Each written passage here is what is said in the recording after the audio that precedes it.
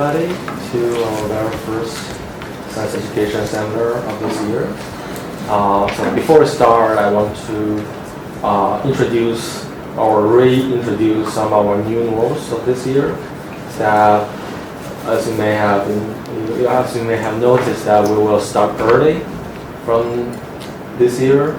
We moved from 10:45 to 10:30, so please be on time. Okay, Jill.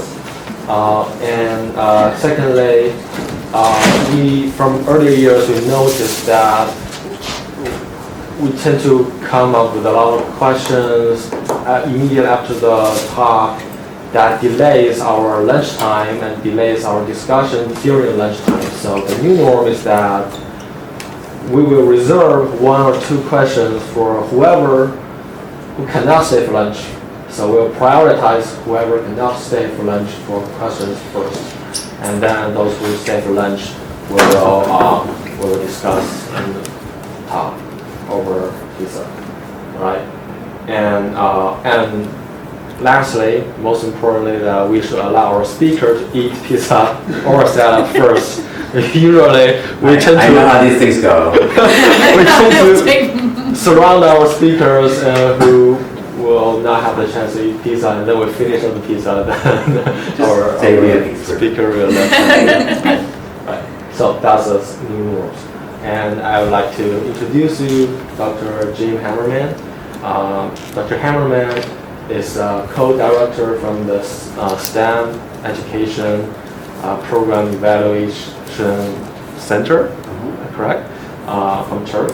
In the past 35 years, he has been a teacher educator, curriculum developer, and curriculum evaluator. And since he's joined TERC in 2001, he has been a senior investigator in more than 2 dozen externally funded research programs. Did you say 2000? No. So today he's going to share with us his work in developing accessible tools for astronomy learning for visually blind and visually impaired students. So let's welcome Dr. Hammerman. Thank you.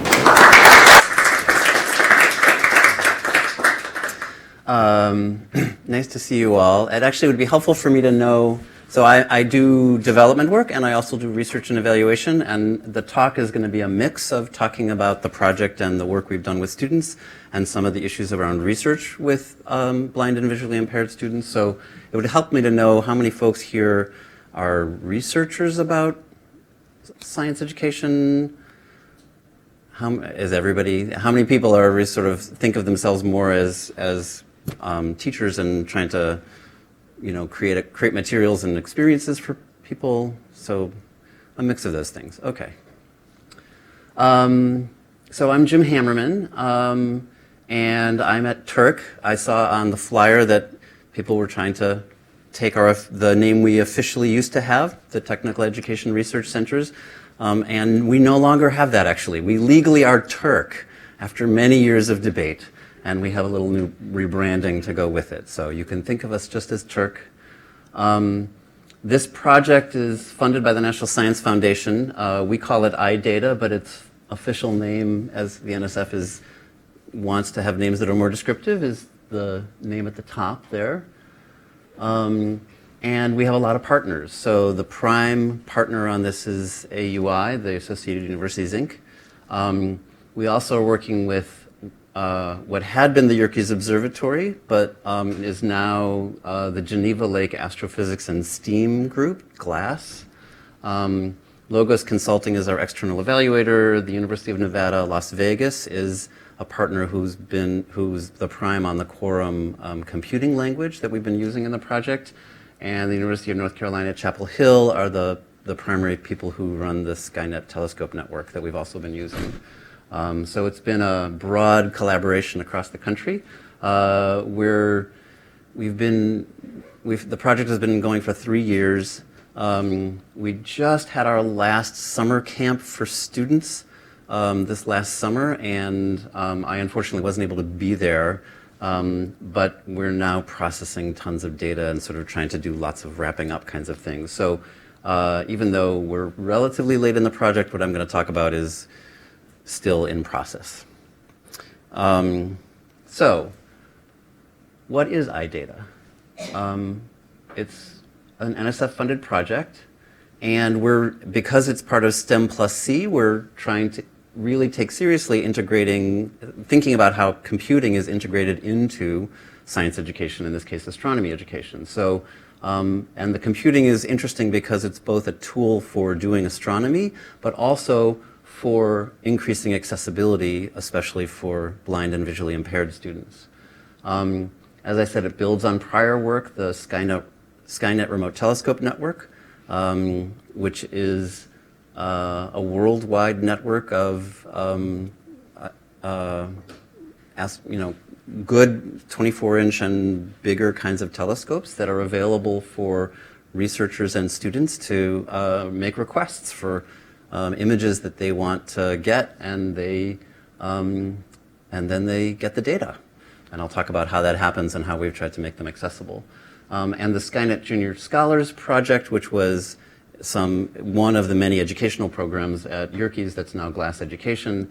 So we were trying to build into that platform as well.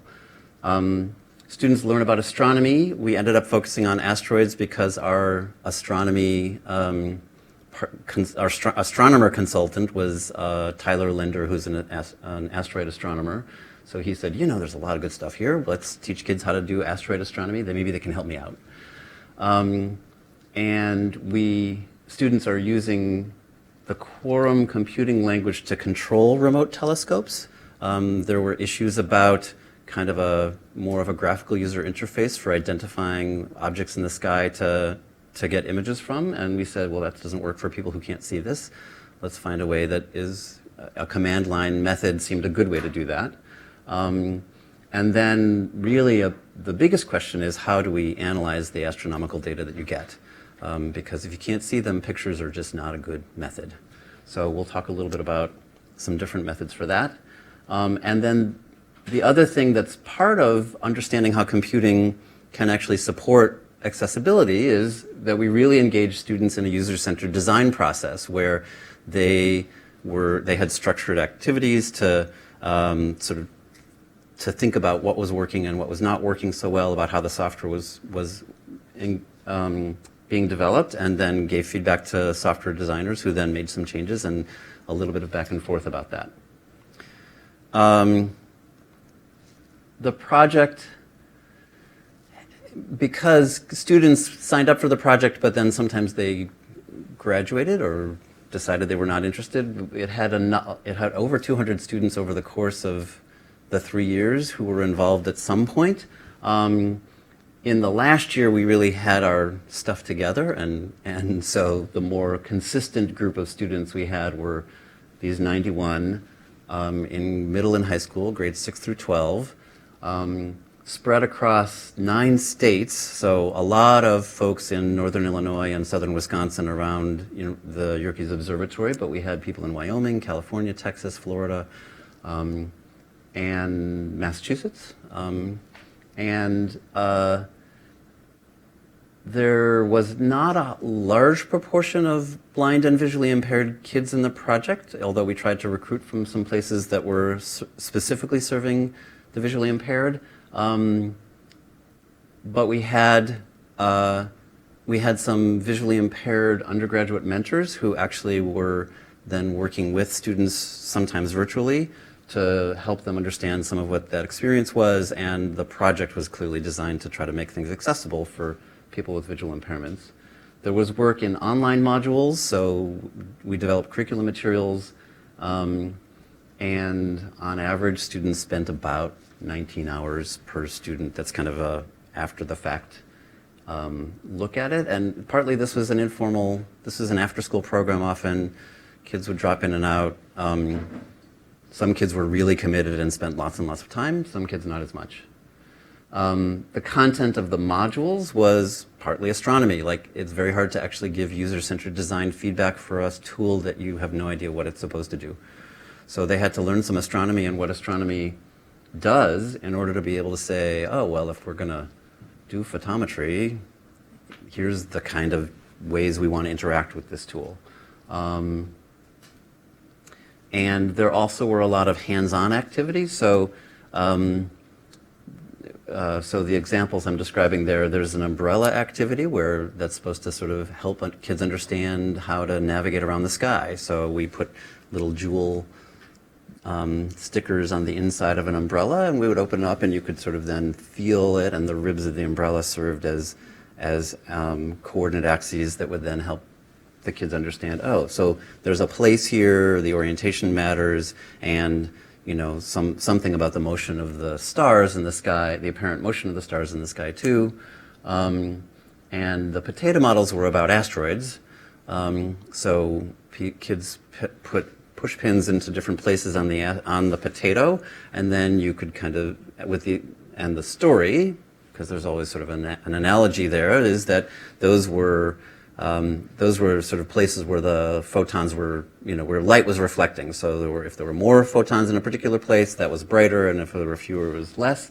And so they could kind of feel around it and say, all right, well, so this is maybe what the object is, and this is what we would perceive if we're seeing reflected photons off of these asteroids.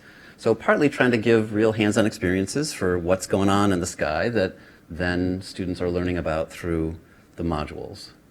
There also was some work developing kids' understanding of how a coding language works. And kids came to the program with really different experiences in computing. Some had none, and some had actually a fair amount. I'm not sure we supported them as well as we could have. This was sort of kind of making the assumption that this is the beginning for everybody. But the quorum language is research-based, so they actually make changes to the language only really based upon studies about what works, especially for novice learners. They've done various experimental studies. My favorite one is the one where they compared quorum and a few other languages to a random character language that they made up, where it really is random characters. And they found quorum did a lot better than this randomo language, but things like C++ did not. Yeah. So the quorum folks helped develop a library for controlling the remote telescopes that they called Skynet, and also some things for working with matrices in order to try to simulate and model what's going on with the data from CCD cameras and image processing. And kids learned a little bit about each of those things. I was just talking with Andy Stefik at UNLV about trying to do some analyses about what was problematic for kids in dealing with those quorum commands and what worked well. So that's still in process. I can't report on that. Questions about sort of generally overall who did what? I'm going to then get into some specifics. Okay. Yes? You might get to this, but I'm a little bit confused. So were they actually processing the data, or it's just they're doing something that's similar to what you mean in the matrix modeling? That was intended to sort of get at the structure of what's going on, so they weren't really processing astronomical data through these matrices. But if we were talking about, we wanted to give kids an understanding of what would happen if you subtracted matrices from each other, or you know, if you shifted the view in order to try to focus on a different portion of it. So the real astronomical data, it sort of doesn't seem like data so much. This was a way to really make clear that what's behind any kind of an image you would see is really just one data about how the intensity of the photons that it hit there. And so if it's in a matrix, you can kind of work with it.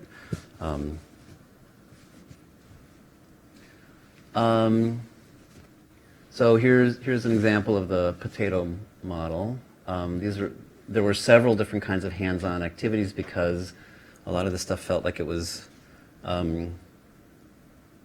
complicated and not obvious. So at the left we have a girl who's doing an activity about how a CCD camera works. So saying each of those, that 3x3 matrix, again, sort of using push pins to say a photon would land here. And I think we did some stuff that was about filters. So, you know, different color filters might have different numbers of photons in those different cells. Partly being kids who had sight were doing some of these things blindfolded in order to get a feel for it, or we also had goggles that would sort of distort vision in different ways to try to simulate different visual impairments. So it was a mix of really trying to understand the astronomy by the hands-on rather than just online kind of modules and text things, and also develop empathy for what it's like to go through the world when you can't see, and that there are other ways you can encounter the world and make sense of it that are helpful. And that's interesting that this seems to have cut off a word. Okay. When students were engaging with the user-centered design process, some things they could get into giving feedback about even without having a deep understanding of the astronomy. So we help them understand that color contrast really makes a difference for people who have some sight but visual impairments, and that font sizes make a difference, and that some of the layout of where items are makes a difference. We help them understand that people who are blind are often using screen readers to understand what's on a computer screen, and that what you see visually is not necessarily how things are structured behind the scenes with the screen reader, and that they need to be paying attention to the order of things. And so some people would listen to the data and give feedback about, oh, this is not coming in the place I don't know where this is. I can't find it again because it's not organized the right way. So some of the language about what buttons were called, we got feedback about, and they started to give us feedback through GitHub, because that's how software developers, that's a tool that's often used by software developers. So we're trying to give them experiences about what real software development was. And there were many iterations of this. There also were user-centered design activities where we wanted to really get at the idea of a user-centered design, so really try to get feedback from people about what was working and what was not working. So the difficulties and the challenges that people were facing then became important places where kids could brainstorm about what might actually make things better.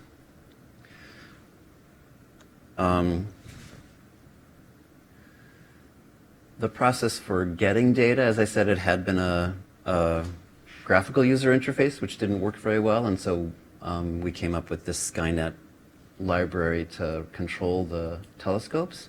And there's parameters for choosing which telescope you want from a list, for setting the RA or deck of the object, or picking the object from a catalog and looking up that information, for saying something about the sun elevation and the height of the object above the horizon. So there's astronomy that kids were learning in trying to make some sense of what these parameters needed to be, which filters kids wanted to use and why, and then the number and length of exposure. So lots of stuff that's about really doing astronomical data collection, and walking kids through what each of these things mean and how you would determine these things and how you might play around with them a little bit. And they would then set up a command and send a request for some data and send it off to Skynet and wait a few days, because you got to wait till it's nighttime wherever it is and that it's in the right place, and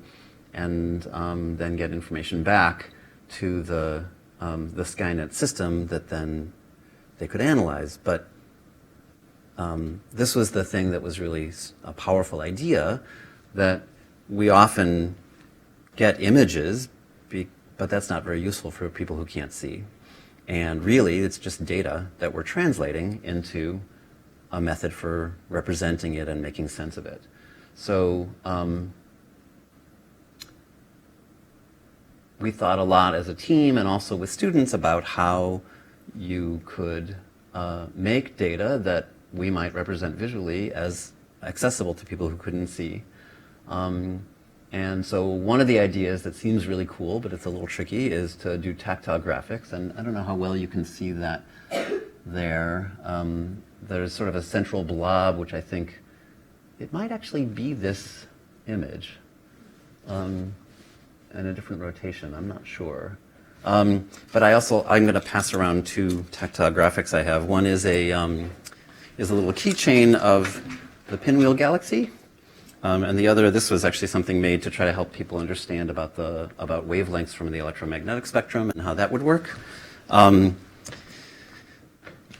I have to say my experience actually of having a tactile graphic along with the picture was that it really helped me understand some things deeper, because if I was just looking at the picture, I would see bright spots in different places and I could interpret what was going on with it. But when I actually had the tactile kind of in a mirror image behind it and I could feel it at the same time, I could feel that that's brighter than that, for example, or that there are places in here that are deeper and therefore brighter. So that I actually got more information myself, even though I could see the picture, by feeling the graphic.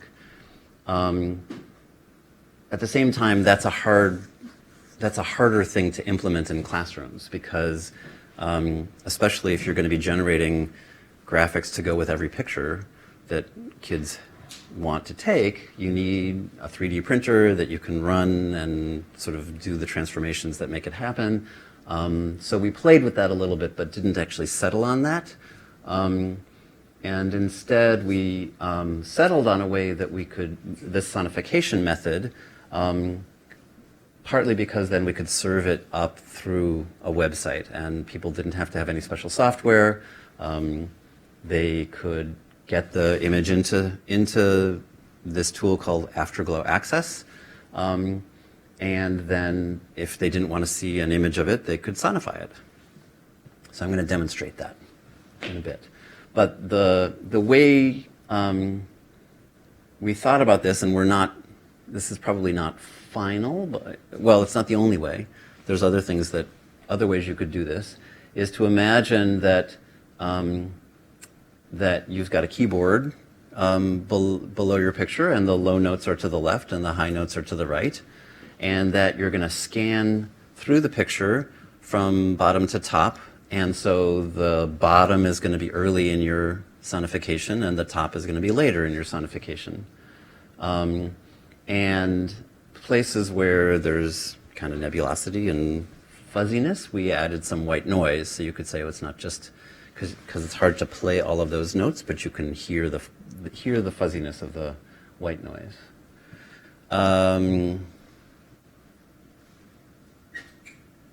Questions about what we did at this point? What I'm hoping to do next is to show you some of how we made some accessibility changes to the Afterglow Access tool, both some things about colors and font size, but also about how the sonification works. Are you going to demo how that works? Can you play that? Yes, that's just what I'm going to do. Okay, so that's not helpful. Now we need to get out. Let's see.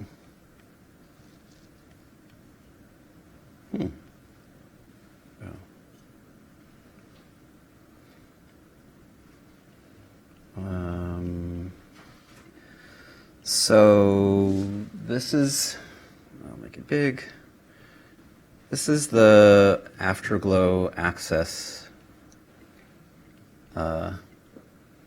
site, and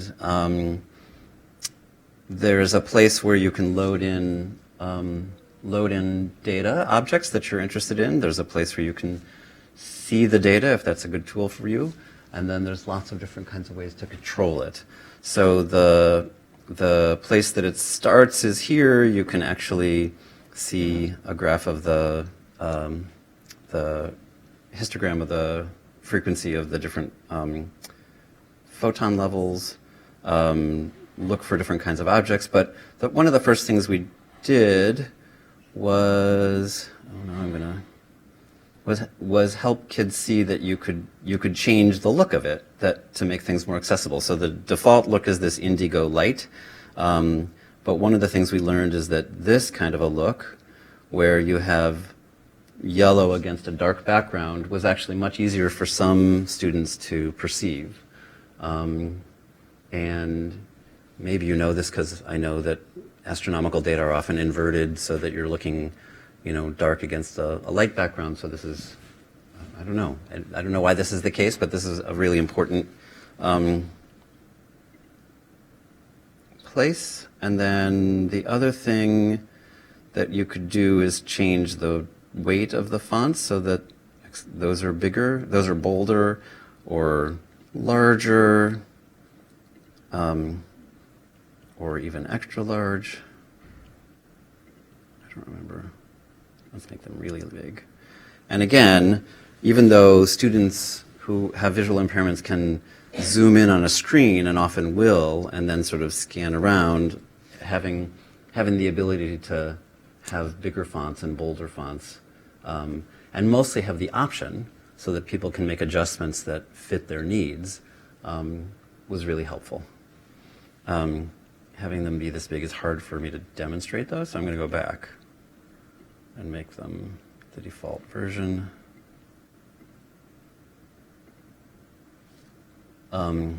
So that's some of what we played with and tried to get some feedback about.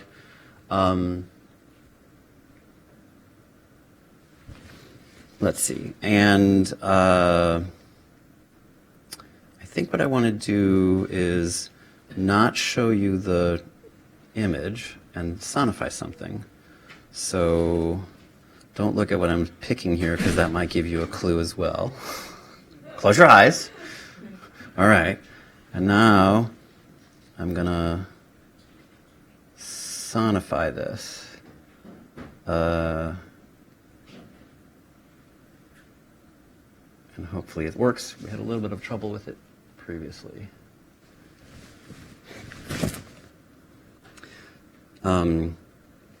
You can, while it's loading and it's doing the processing actually offline, you can open your eyes now if you want. You don't have to. It's sort of, you can set how many tones are across the bottom, and you can set how many seconds it's going to play. Oh, if this is really slow, then we're going to have trouble, because I wanted to show you a lot. You're on the Harvard gas network. The connection is very slow. Well, I guess that's the issue.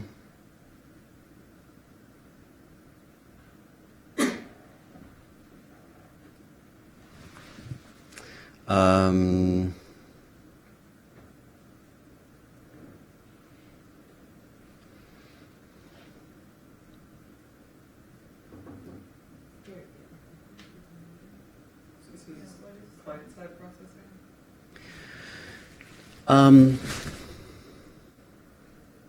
I don't think so. I think this is, well, maybe it has to be, though. No, I think it's not, actually. I think it's done on the server, because the assumption is that you're not, but then it has to feed back a file that then we're playing. So I'm not the computer scientist. Yeah, one of the things we wanted to do was to be sure that it didn't really require a lot of power on the user's end. So most of the processing is happening up there. Yeah, so the question is, am I connected? Let me...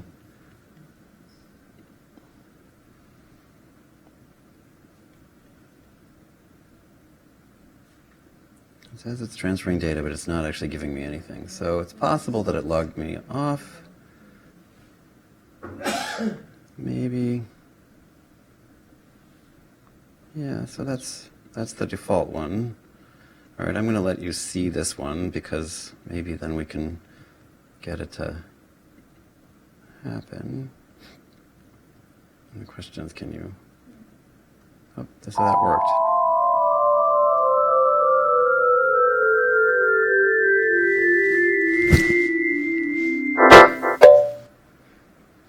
All right, so for those who had their eyes closed, yeah, can you hear you? What was that? Well, you were looking too, but somebody may. So what do you think it was? Whether you were looking or not, did it sound like what you saw? What do you think that was? I think it'd take a long time to figure that out. It takes practice. It takes practice, exactly. You want me to play it again? Here, I'll play it again. And I think having knowledge of music is helpful. Like if you know that you're starting with a keyboard and basically going out, up and down. Yeah, except that, I mean, part of what's interesting is, in some ways, it highlights how we need to learn to interpret any data representation, right? This is a new one for us. If this is the first time you've heard sonification of data, so now, is it going to, it doesn't like it when I go to this mode. Yeah.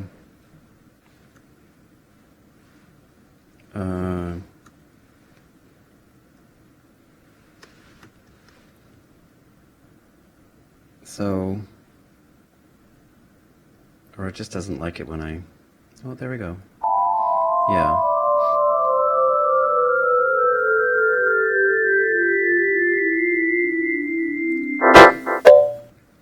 So that last blast where it's trying to play all the notes at once, that's a little hard for it. Was there a delay on it starting to make noise? Just by playing through the speaker system? There may be. There's usually a, in order for people who can't see to know when it started, there's a kind of tone that gets played at the beginning and at the end to kind of bracket it, that this is now the sonification. So it maybe there's a delay.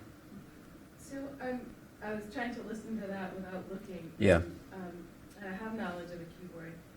And so I'm wondering, as you're listening to that, and I agree with Pat, you have to have some kind of knowledge of music. So if you're starting in the middle of the keyboard and as you go out, I can sense that something is broadening, but then I was thinking, okay, how do I know I need to flip that up, if you will? Uh-huh. You know, to, sort of in 3D space to understand that it's going out. Right. So you have to know early is bottom, right? So you have to do a mapping in your head that early in the sonification is the bottom of your data representation. And so if you say, well, the bottom has kind of notes in the middle, and then as I go later or up, there's notes that are further lower and further higher, you might get this. Now, of course, astronomical data doesn't look like this ever. So it seemed like, so I was interpreting a two-dimensional thing, and then I would need to know how to make that become three-dimensional. So I'm wondering how... Well, what do you mean by three-dimensional? The time axis. That, right. So, right. So you were... You're thinking of it flat, and you're then moving it this way, but it's just still flat. We only have a two-dimensional object here. I want to calibrate on the y equals x line, so I know what the low sound is and the high sound, and like as you move across it. Oh. Right, like what, this tone is in the middle of the line. This one is over on the Right. side, etc. And I don't have that as a thing to try, but it's a good idea. Yeah, for low-high. Although it's a little bit arbitrary, right? Because if I shifted this over and then sonified it again, there's something features that it seems to respond here, but you can see it started at a higher note. But I think what Jackie is saying is that it's helpful to know what's the range to watch out for the whole picture. Right. Yeah, and it might be that if you did this a lot of times, you'd kind of get in your own sort of frame of reference, like, oh, the lowest is that, and the highest is a, and you sort of have a sense of it. But you're right, you have to learn it. And I think actually having that kind of a y equals x line would be helpful. Like for this picture in particular, the left side is transparent, like there's no image there. But I would not be able to tell the difference between the screen we have right now and this screen with a bunch of black. That's true. Well, no, that's not true, I think. Because I think the edge of the picture is the lowest notes. And so the screen with a lot of, the edge of the viewer, yeah. Because So it shifted all the tones to a higher pitch. it did. So now I'm also not sure. You're asking very good questions about whether or not this is the lowest possible note that would otherwise had been over here, or whether this is whatever this kind of mid-range is about the viewer. Yeah, that's a good question. So what is our time? I want us to listen to some other ones. And I'm a little concerned that this thing is not letting me sonify if I don't show the image. Can I actually turn off the projector? Yeah, here, I'll turn off the projector. But then I can't get sound. You can mute, the mute button mutes the video. There's a. Oh, over here. Display mute. Display, you can, So there's a thing there, display mute?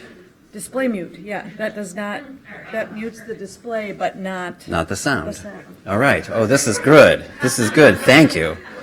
All right. Huh? Oh, yeah, the higher level.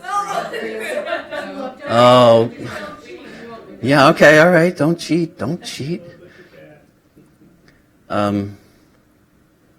So let's listen to this one.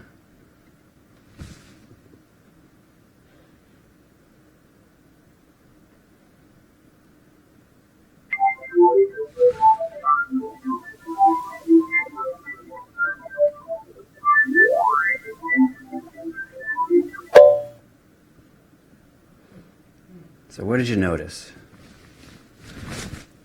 Johnny, It's staggered. Uh-huh. but there was something that was like all like continuous. Can you play? I can play it again.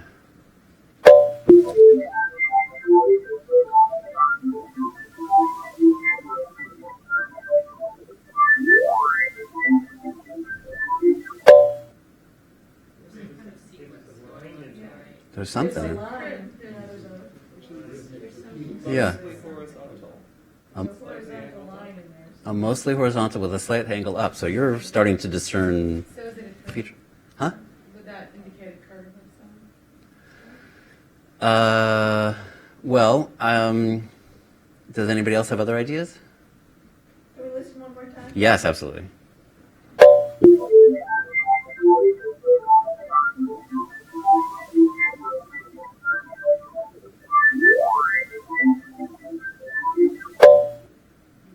Yeah? Sorry, no, I'm just like trying to map out what what I was imagining happening. Right. Like it sounds like there's like speckles Right. and then something that is a continuous something. Right. There's that really unusual whoop. Yeah. Yeah. That's not as bright as some of the speckles. Like there are brighter speckles than that line. But Uh-huh. the line is also brighter than some of them. It's in the middle brightness. Okay. Some in the back? Is it an hourglass or something else that goes in and out? So there's that variance. So this is real astronomical data. So I'm not. if I'm thinking of images that come like this, see, if it's like no, if it's like our images, satellites are in It them, sounds like and you there's get a like a little, plane or you get a something little that- stripe when there's Yeah. a satellite in the field of view. I feel like it could be that. Could be that. That if it were a comet, it would be much more white noisy. Right. You'd be the nebulosity, the white noise of the fuzziness of the nebula. What about a crescent moon? Well, I don't- It goes from one side. Yeah, it would go up, it would go up. It would go up and I feel like the field of view you'd get that that'd be much, take over more of the field of view. It's a small thing in the field of view. It only goes in one direction, it doesn't come back. It only goes in one direction. It doesn't come back. So maybe it's not curved. It's not a crescent moon. Is that what you're thinking, or?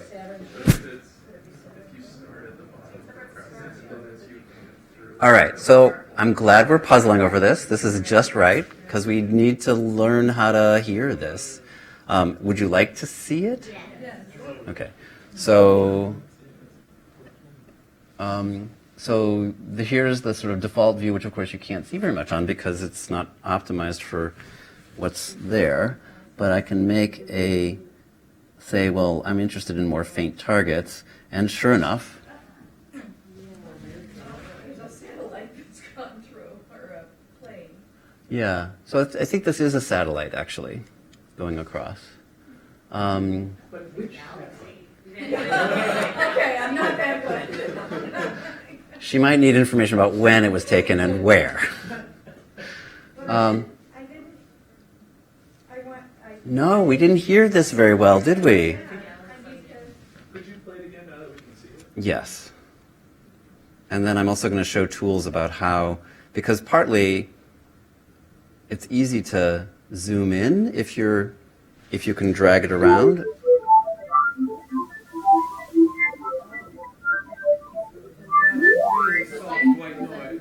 It's really soft white noise, right? But you can hear it. I can convince myself I can hear it. All right.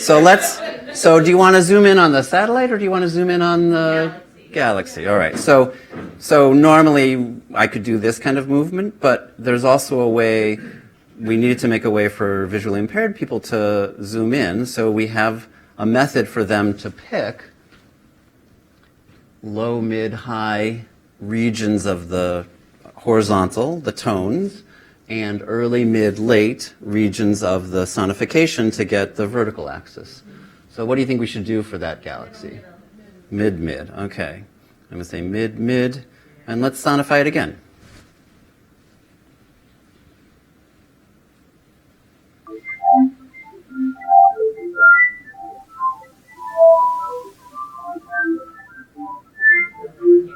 Still not hearing a lot of the fuzziness, right? But are you hearing a little? Log scale the audio.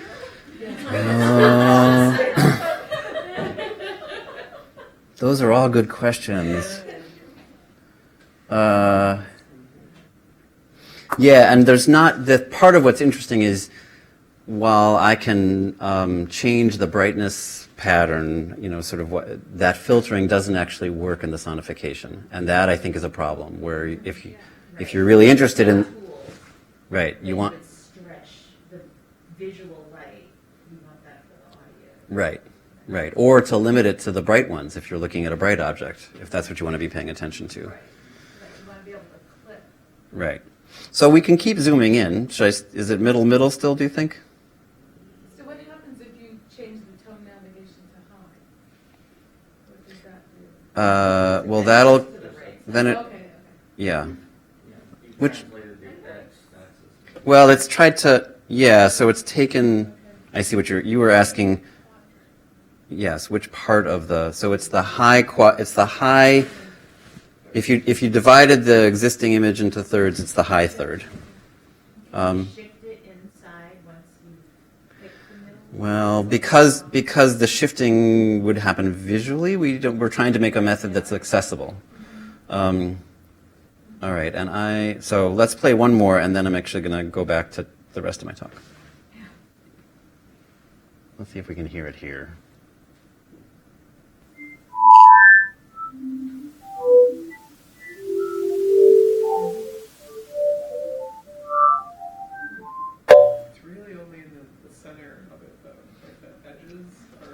Yeah, I'm not sure what the algorithm is that decides there's enough nebulosity to play that white noise.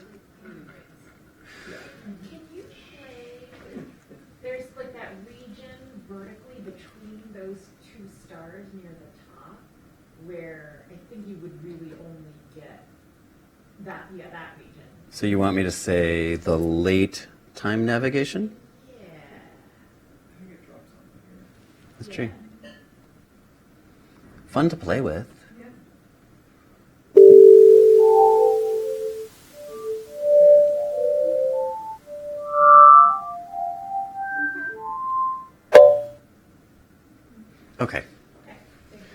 You're welcome. So then let's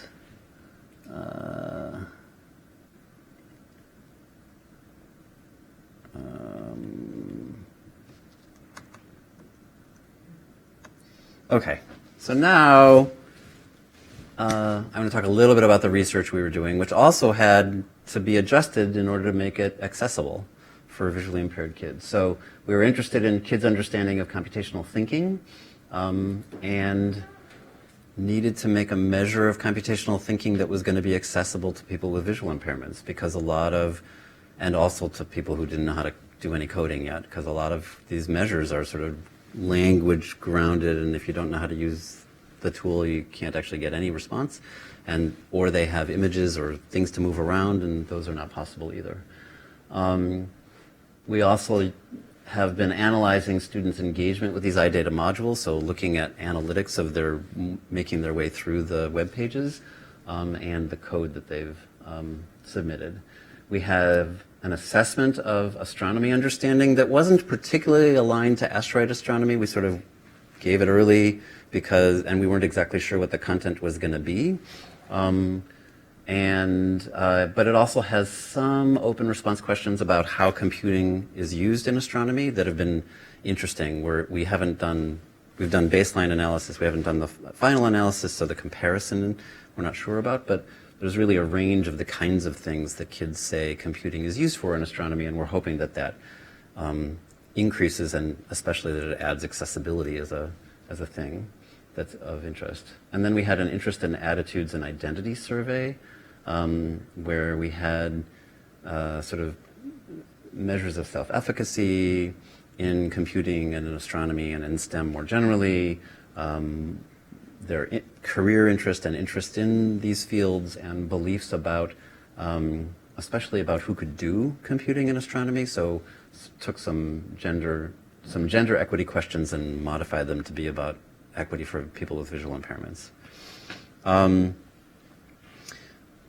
The other thing that we had to do was actually make some modifications to our surveys so that students with visual impairments could take them. We learned partly because that some survey tools are not as good at being supported by screen readers as others, and SurveyMonkey actually seems to be a good one, reasonably good one. The issue is often that displays of options like radio buttons are actually pictures, and so then kids get weird data, information about there's a picture here that's really just a radio button, and that's not what's useful. What's useful is the information that they're supposed to select. So that this bottom point here, that actually kids using screen readers much prefer a drop-down menu where the items are sort of listed as a list, and then they can pick them. But at the same time, seeing all the possibilities is easier for people who can see them, and so we actually just gave kids options. We said, whichever of these is going to be better for you, probably better to use the drop-down version if you're using a screen reader, maybe better then you can make your choice if you're not using that. And we needed to be sure, just as we did for the Afterglow Access tool, that the color palette we were using on these surveys was something that had enough contrast. And a lot of the sort of default color schemes are pretty, but they're actually hard to see if you have color contrast issues. As I said, we had to try to make a computational thinking instrument that would be coding language independent, especially at the beginning. They didn't particularly know anything about coding, or we didn't want to assume that, and that would be BVI accessible. So we developed our own. It was based on various CT frameworks, but we were especially using the data practices and the computational problem-solving practices from the Weintraub et al. Framework, and ended up kind of describing 6 different situations that had multiple questions about them. A situation might be there was an egg farmer who has different weight eggs coming from the 6 chickens and wants to know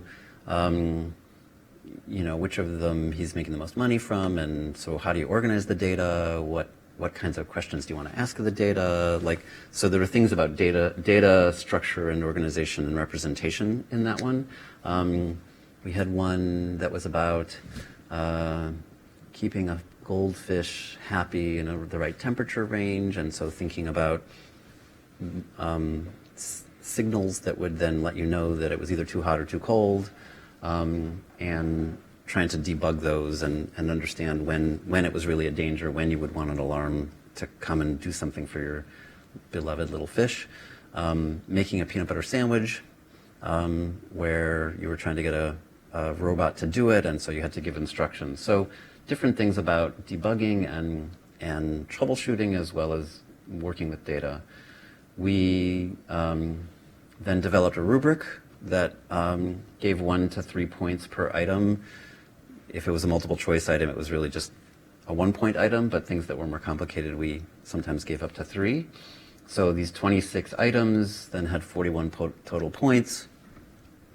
And we worked to get inter-rater reliability on the rubric and got a quite high 0.89 kappa value of inter-rater reliability, which we maintained as we scored the rest of them. So that's been interesting. We're in the process of writing up what that is. We want to incorporate our results from the final use of it as well, so we'll have a pre-post comparison. So these were just a few things. As I said, we've just started to kind of dig into all of the data that we have. A lot of what we found is there's just a lot of variation class to class, which is not too surprising. Grade levels varied a lot, but also region of the country makes a difference in different kinds of schools. So it's not clear that we're going to be able to say anything definitive about this intervention, which wasn't really an intervention for, in its effectiveness, but we'll be able to describe some of the differences. At baseline, students were scoring kind of in the middle of our astronomy scale. It had 24 points and they were at just under 12. The computational thinking one, they were also right about at the midpoint. So I think there's actually a lot of room for us to see differences, which is going to be helpful. Trying to unpack the different efficacy, interest, attitude scales was tricky, but one thing we noticed at baseline is that gender equity views were higher for girls, but also for older students. So that's kind of interesting. And also there were regional variations. Our classroom in Florida had less of a strong view about gender equity than the ones in Massachusetts and California. And that the sense that people with visual impairments also could do astronomy and computing was higher among girls than boys, which is interesting because I think dealing with inequities in society maybe helps girls be more open to understanding of those inequities about accessibility. And also, there's thinking that having computing that provides sort of a social good is actually something that is attractive to girls in a way that just I don't know, making games may or may not be, or various other things. So that was interesting, that computing could be used to try to create accessible opportunities for people as a way to draw girls in. I was able to do some initial analysis about changes in astronomy knowledge. The students gained a little, but only just a little on this 24-point scale. But as I said, the content wasn't really the focus of, the content of the scale was not the focus of what we taught them. That's a third of the standard deviation. Yes, that's right. Thank you. Yeah, all right. I'll report it that way. My cone's D instead of that 1.6 points. And that's kind of what I have at the moment. We submitted a video to the STEM for All video showcase and actually won a public choice award. So if you go, it's this 1609, and you can also find it with IDATA. And that's my contact information. But let's have other questions.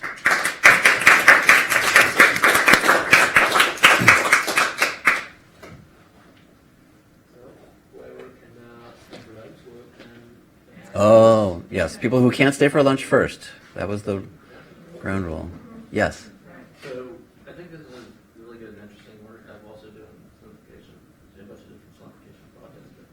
But I want to talk to you a little bit more later about like the methodology for testing. Well, there's a choice that you made that I just don't quite understand, and that is when you're sonifying very complex images, like astronomy images, you are reinterpreting two spatial axes with other information. Right. And with all the problems of the 3D print, at least two of the spatial axes are still spatial axes. And then the third spatial axis, you can have represent some other form of information. Right. You can also add basic dimensions of texture and other things as well.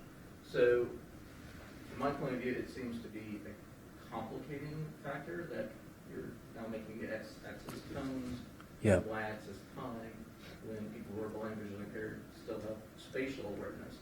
And so you're asking them to do not one, but two reinterpretations before they can understand the information content of the image. And I would see that as a barrier to understanding what's going on in the image. However, I understand that probably what you're trying to do is what we do visually, is do a quick scan.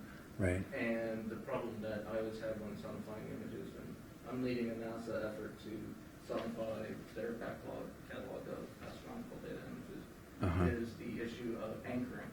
Right. Right. So Which is part of what you were saying. if you keep the spatial information to the zoom in, zoom out like you did, allowing somebody who's blind, visually impaired to know where they are within that space. So I was wondering what problems you were trying to solve with those choices. Right. And what you recommended, do you see that as a complicating factor? So I really appreciate your feedback. I am not the accessibility expert or the computer science expert or the astronomy expert on this. Right. And at the same, so some of your questions are the kind of questions I've been asking the team as well.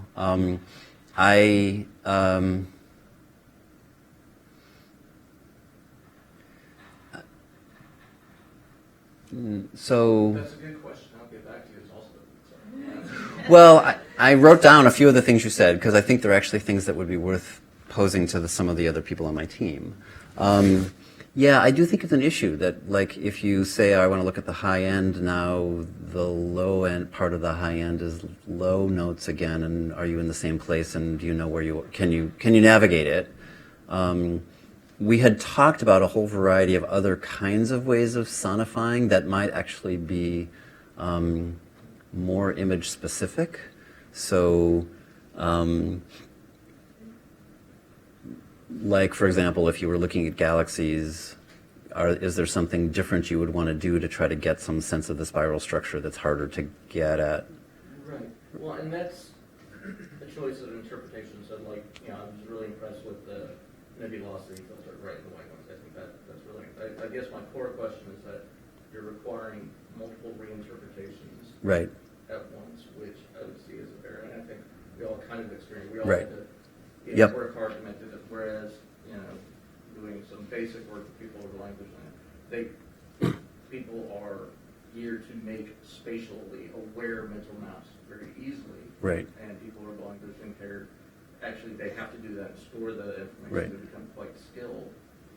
So asking them to change spatial awareness into tonal awareness and time awareness Right. seems like I mean, I think we talked about trying to keep it spatial by having it be more stereoscopic, but that's really hard to implement technically, especially if you have to have really good headphones, and it's still hard to do. The method, I think, in some ways, this method of using piano keys and sort of location was one that we have an advisor on the project who is blind and works for SAS and does a lot of their graphics sonification work. And so it's a method that I think actually works pretty well when you're looking at graphs of data, and we've been using it for graphs of data. So it's not exactly the same, but the sense of tones that then you would scan, but the sense of an axis being time, and it's a function as opposed to more random kind of data from an astronomical image, I think is different, and we make sense of them differently. If you one other example of complication you can download the Eclipse Soundscape. Soundscapes? Yeah, Eclipse Soundscape. Okay. And it's for mobile devices only, which is perhaps a little bit, but Uh-huh. we use the touch. Okay. Thank you. Other questions? Phil? I have a more general question about STEM+C. Was there a conference where the STEM+C guys came to share with your poster session and all that? Do you know? There was one just last month. Did you go to that one? Yes. So where does this? So my question is, where does this project fit in the ecology of all the STEM+C projects? Well, that's a big question. I mean, I think like most NSF programs, there's a real variety of what people are working on. I think there are some that are more focused on kind of teaching kids computer science skills. That wasn't what this one is about. There are some that are really trying to do science and focusing on components of computing that are more about modeling. So there was a really interesting hydrology project that was doing that was modeling the flow of water through different soils and stuff like that in order to understand local problems of pollution and water contamination and stuff like that. I think so. And there are some that are more like about AI or robotics or so I'm not sure. I mean, I'm not sure quite what it is you're asking. I mean, I think there's an emphasis on equity in this project, which is true for some, but not all STEM+C projects. I think there's an emphasis on computing as a tool for accessibility, which is also somewhat different, that computing is often the goal in and of itself or really trying to be integrated in some of the science. So I guess I have two questions. Okay. So the food is here. Oh, okay. And these would be fantastic questions to have during lunch discussion. So Yeah. we want to make sure that our speaker has a chance to eat. So First, please All go right. get filled food. And in the meantime, we will talk to each other and let you actually get fish. Okay. Well, I'm glad to eat and talk if you don't mind me talking while I eat. Thank you. Generally, you would be doing lots of talking and very little eating. I know, but I'll ask questions back, and we'll see. that's always a good method. Hi, how are you? This Good to is see you. really interesting. Yeah, thank you. Different than what Should I take this down because it's? We can deal with all the stuff. You just want me away. Okay, got it. Thank you. We don't want you to get trapped in the I appreciate that. Yes, this happens.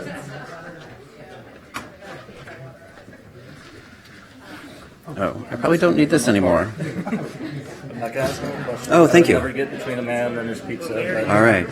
Thank I you. don't want to talk about things. Unfortunately, Yeah. I can't stay for lunch, but it was a good talk. Yeah, thank you. Nice to meet you. So, did I take this off?